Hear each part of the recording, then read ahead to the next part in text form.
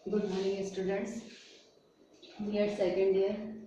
आपका आज का टॉपिक है पृथ्वी की आंतरिक संरचना। पृथ्वी की आंतरिक संरचना मैंने आपको तीन जगह चार भागों में पढ़ा रखी है।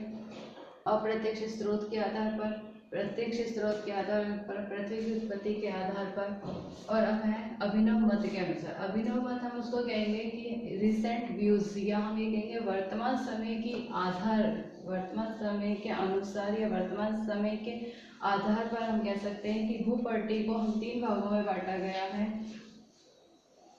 क्रस्ट, भूक्रस्ट या भूपट्टी, मेंटल या पवार या अंतरतम कोड। मतलब सबसे पहले हम लेंगे भूपट्टी। भूपट्टी जो हम ऊपर का जो ये भाग होता है या क्रस्ट होती है, जिसको हम कहते हैं भूपट्टी, ये जो क्रस्ट है या भूपट्टी, इसको हम कहेंगे भूपट्टी। जो ये भूपट्टी है, भूपट्टी किसमें फैली हुई है? भूपट्टी है जिसके अंतर्गत हम जो एक अगर हम मानेंगे तो इसको हम सियाल कहते हैं कि सबसे बड़ी भूपट्टी है। इसकी औसत मोटाई होती है 33 किलोमीटर भूपट्टी की। महाद्वीपों का भाग जो होता है 40 किलोमीटर या उससे अधिक होता है। मतलब महाद्वीपों पर जो भूपट्टी है, जो क्रस्ट पाई जाती है, वो इसमें पाई जाती है 40 किलोमीटर या उससे अधिक पर, उससे अधिक भी हो सकती है। फिर महासागरीय भाग में 5 से 10 किलोमीटर पर यह पाई जाती है। भूपट्टी जो होती है महासागरीय भाग में 5 से 10 किलोमीटर के अंतर्गत ही होती है, उससे ज़्यादा इसकी मोटाई नहीं होती है। ये परत संपूर्ण पृथ्वी के आयतन का 0.5 तथा द्रव्यमान 0.2। आयतन इसका होता है 0.5, संपूर्ण पृथ्वी का आयतन होता है 0.5% और द्रव्यमान होता है 0.2%। घनत्व होता है, इसको भी दो भागों में बांटा गया है। भूपट्टी को अगर हम लेंगे तो भूपट्टी को दो भागों में बांटा गया है। जो ये 33 किलोमीटर का हिस्सा है क्रस्ट, मतलब यहाँ से लेकर ये जो हिस्सा है 33 किलोमीटर तक का, इसको हम सिर्फ भूपट्टी या क्रस्ट कहते हैं। और इसको हम इसका जो ये पदार्थ है, जो ऊपरी भाग होता है, ये ठोस अवस्था में होता है। दुर्बलता मंडल जहाँ पर आ जाता है, ये प्लास्टिक अवस्था में पाया जाता है। इसका घनत्व होता है 3 ग्राम। इसको दो भागों में बांटा गया है, इसलिए इसका घनत्व अलग अलग। ऊपरी परत जो होती है, जिसको हम दो भागों में कैसे बांट रहे हैं, भूपट्टी दो भागों में बटी, ऊपरी परत और निचली परत। ऊपरी परत जो होती है, ऊपरी परत में ग्रेनाइट की चट्टानें अधिक होती है। मतलब ठोस अवस्था में ग्रेनाइट क्या है? ठोस अवस्था में चट्टानें जो किसमें उपस्थित है? ठोस अवस्था। तो ये ऊपरी परत में ही स्थित होती है। फिर इसका घनत्व जो होता है, ऊपरी परत का जो घनत्व होता है वो होता है 2.9 घनत्व। मतलब इसका जो ऊपरी परत का घनत्व है वो कितना होगा? 2.9%, 2.9 ग्राम घन सेंटीमीटर होता है। जो ऊपरी परत होती है वो किससे बनी हुई होती है?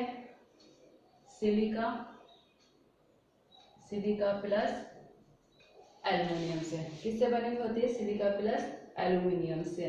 मतलब इसमें जो ग्रेनाइट में जो चट्टानें पाई जाती है, ग्रेनाइट की जो चट्टान का निर्माण होता है वो सिलिका प्लस एल्युमिनियम से होता है और घनत्व 2.7 ग्राम घन सेंटीमीटर होता है। ऊपरी परत, मतलब भूपट्टी को हम दो भागों में बांटेंगे तो भूपट्टी को दो भागों में ऊपरी परत जो होती है वो ग्रेनाइट कठोर चट्टानों ठोस अवस्था में पाई जाती है। सिलिका प्लस एल्युमिनियम से इसका निर्माण होता है। इसका घनत्व 2.7 ग्राम घन सेंटीमीटर होता है और मुख्य रूप से महाद्वीपों का निर्माण करती है। मतलब स्थल मंडल जहाँ रहते हैं वहाँ पर मुख्य रूप से ये किसका निर्माण करती है? महाद्वीपों का निर्माण करती है। मतलब स्थल मंडल का भाग जो सबसे ज्यादा ठोस अवस्था में पाया जाता है वो किसमें पाया जाता है? ऊपरी परत या ऊपरी भूपट्टी पर पाया जाता है। दूसरी होती है निचली परत। निचली परत जो बेसाल्ट शैल या बेसाल्ट चट्टानों से निर्मित होती है। निचली परत के अंतर्गत घनत्व जो होता है 3 ग्राम घन सेंटीमीटर होता है। जो निचली परत, मतलब जहाँ पर हम ये कह सकते हैं कि प्लास्टिक अवस्था में या थोड़ी सी सॉफ्ट अवस्था में ना भूपट्टी या भूपृष्ठ या पृथ्वी की आंतरिक संरचना आ जाती है, वहाँ पर इसका बेसाल्ट सेल होती है। क्योंकि बेसाल्ट सेल या बेसाल्ट चट्टानें वो होती है जो अपना रूप परिवर्तन कर लेती है किसी भी अवसादी आगन्य चट्टानों के कारण या दाब ताप दबाव के कारण, जल के कारण मिलकर अपना रूप परिवर्तन कर लेती है। बेसाल्ट परिवर्तित हो जाती है क्वार्टरजाइट में। घनत्व होता है 3 ग्राम घन सेंटीमीटर, आयतन होता है 0.5% और द्रव्यमान होता है 0.2%। तो ये पहली होती है, पहला भाग होता है भूपट्टी। दूसरा भाग है पवार। पवार जो होता है 200 से, मतलब मोह असंबद्धता से गुटनबर्ग तक होता है।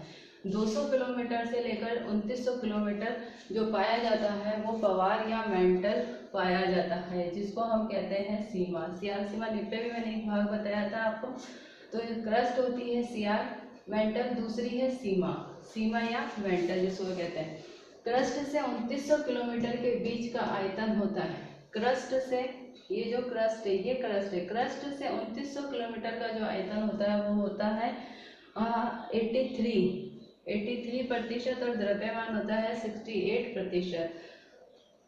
क्रस्ट से 2900 किलोमीटर, यहाँ से नहीं, क्रस्ट से 2900 किलोमीटर तक का आयतन होता है 83% और द्रव्यमान होता है 68%।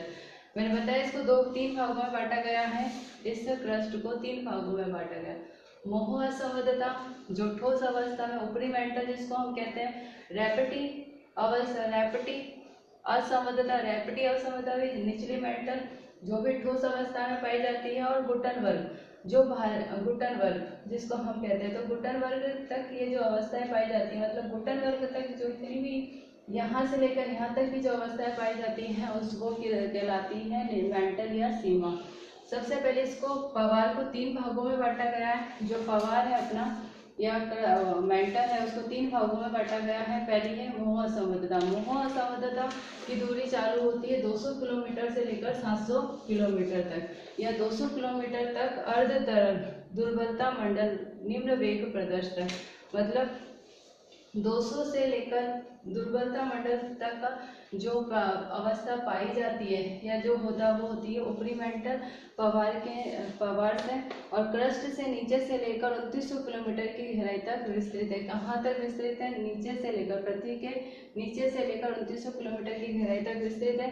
समस्त पृथ्वी का 83% आयतन, समस्त पृथ्वी का 83% आयतन और द्रव्यमान का लगभग 68% भाग होता है। मेंटल का ऊपरी भाग या ऊपरी घनत्व जो होता है वो कितना होता है? 3 से 3.5 ग्राम घन सेंटीमीटर। निम्न भाग जो होता है वो होता है 5 ग्राम घन सेंटीमीटर। भारी द्रव्यमान वाले खनिजों की अधिकता होती है 3 भागों में बटी हुई है। पहली भाग है मोह असंबद्धता। मोह असंबद्धता 200 किलोमीटर तक है, जो अर्धतर तक है, जिसे दुर्बल मंडल भी कहते हैं। इसे क्या कहते हैं? दुर्बल मंडल भी कहते हैं। निचली क्रस्ट और दुर्बल मंडल के मध्य एक विषम प्रकार का क्षेत्र होता है, क्योंकि इस भाग में पी तथा एस तरंगों का वेग कम हो जाता है। ठोस अवस्था होती है, ठोस अवस्था में पी तथा एस, पी तरंग तो फिर भी ठोस अवस्था में चल जाती है, क्योंकि पी तरंग जो होती है वो तीनों अवस्थाओं में चलती है। लेकिन एस तरंग क्या होती है? ठोस अवस्था में जाकर, क्योंकि एस तरंग तो तरल पदार्थों में जाकर ही विलीन हो जाती है, ठोस अवस्था तक तो पहुंचती भी नहीं है। दूसरा भाग होता है जो होता है 200 से 700 किलोमीटर तक का भाग। 200 से 700 किलोमीटर तक का भाग, जिसको हम कहेंगे रैप्टी असंबद्धता। जिसको हम क्या कहेंगे? रैप्टी असंबद्धता। इसकी गहराई जो होती है 700 किलोमीटर तक होती है शक्रमणि क्षेत्रों से।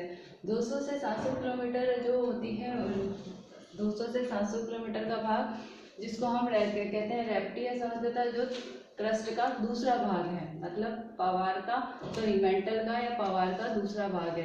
तीसरा भाग होता है 700 से 2900 किलोमीटर तक, जो निचला आंतरिक मेंटल होता है, जिसको हम कहते हैं या गुटन वर्ग। इस अवस्था को हम कहेंगे गुटन वर्ग अवस्था। इसका घनत्व बढ़कर 10 ग्राम घन सेंटीमीटर तक हो जाता है। फिर तीसरी होती है कोड।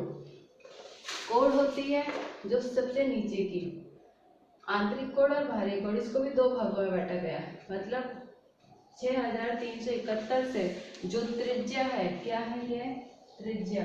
किसकी है? पृथ्वी की। तो त्रिज्या से लेकर पृथ्वी के केंद्र से लेकर उसका विस्तार होता है 2900 किलोमीटर, मतलब पृथ्वी का केंद्र यहाँ है। इसकी त्रिज्या, पृथ्वी की त्रिज्या होती है 6371 किलोमीटर। इस त्रिज्या से लेकर 2900 किलोमीटर तक का भाग क्या कहलाता है? कोर या निप्पे कहलाता है। कोर या निप्पे, जिसका घनत्व होता है 5.5 से बढ़ाकर 10 ग्राम घन सेंटीमीटर, मतलब इसका जो घनत्व होता है वो 5.5 से बढ़कर 10 ग्राम घन सेंटीमीटर होता है। कोड जो होती है पवार तथा अंतरता, मतलब पवार जो है, पवार और कोड के बीच जो पाया जाता है गुटन वर्ग और लहमान। अब गुटन वर्ग और लहमान, इसको भी 2 भागों में बांटा गया है, बाहरी अंतरतम, बाहरी कोड और आंतरिक कोड। बाहरी कोड जिसको हम कहेंगे या कोड कोड 2900 से 6371 किलोमीटर तक है। घनत्व 5.5 से 10 ग्राम घन सेंटीमीटर रहता है। आयतन 16% से 4.3% रहता है और द्रव्यमान 32% होता है। मोस्ट ऑफ ठोस अवस्था में ही पाई जाती है। जो आंतरिक कोड होता है वो ठोस अवस्था में ही है, जिसको हम कहते हैं आंतरिक कोड या लहमान असंबद्धता। इसके नाम बांटे गए हैं सभी के। लहमान असंबद्धता, जो लहमान असंबद्धता पाई जाती है 5150 किलोमीटर पर पाई जाती है। ये ठोस अवस्था में ही होती है। इसको तरल अवस्था में ये नीचे, क्योंकि आंतरिक जो भाग है वो हमने पढ़ा था ज्वालामुखी क्रियाओं के कारण भूकंपीय तरंगों के आधार पर, कि जब भूकंपीय तरंगों के आधार पर कि निप्पे जो होती है, निप्पे में एल और एस या पी तरंगे, किसी प्रकार की तरंगे पी तरंगे ही वेग करती हैं, क्योंकि पी तरंगे जो होती है तीनों अवस्थाओं में होती हैं। तो कोई भी तरंग होती है भूकंपीय तरंग ठोस अवस्था तक नहीं या उसके केंद्र तक नहीं होती है। ये भूकोण होता है और आंतरिक भाग होता है। इसकी जो गहराई होती है या इसकी जो दूरी होती है वो होती है 6371 से 5150 किलोमीटर।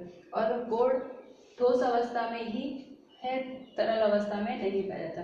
फिर होता है भारे कोड। भारे कोड की जो दूरी होती है वो होती है 5150 किलोमीटर से 2900 किलोमीटर तक की भारे कोड, जिसको गुटनबर्ग असंबद्धता कहा जाता है। भारे कोड तरल अवस्था में पाया जाता है।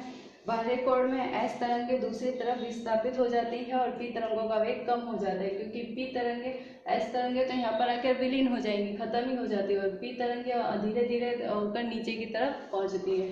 तो इस तरीके से अभिनव मत या रिसेंट व्यूज के अनुसार पृथ्वी की आंतरिक संरचना को 3 भागों में बांटा गया है: भूपट्टी, पवार और कोड। भूपट्टी जिसको हम कहेंगे जो ऊपरी भाग होता है, जो 33 किलोमीटर तक फैला हुआ है, और भूपट्टी में सियाल परत पाई जाती है। दुर्बलता मंडल से लेकर 2900 किलोमीटर, मतलब 200 किलोमीटर से लेकर 2900 किलोमीटर मेंटल पाई जाती है, और 2900 किलोमीटर से 6371 किलोमीटर तक ठोस अवस्था या हम कह सकते हैं कोर अवस्था पाई जाती है। अलग अलग भागों में बांटी गई है: लहना असंबद्धता, गुटनबर्ग असंबद्धता, रैपटी, फिर मोह और कोनाड असंबद्धता, और इनके आयतन भी इस तरीके से बताए गए हैं। तो पृथ्वी की आंतरिक संरचना का आपका टॉपिक है। पृथ्वी की आंतरिक संरचना के जितने भी भाग बताए गए थे वो मैंने आपको सभी बता दिए गए हैं। इससे रिलेटेड मूल्यांकन प्रश्न और इसके नोट्स मैं आपको PDF में सेंड कर दूंगी। Thank you.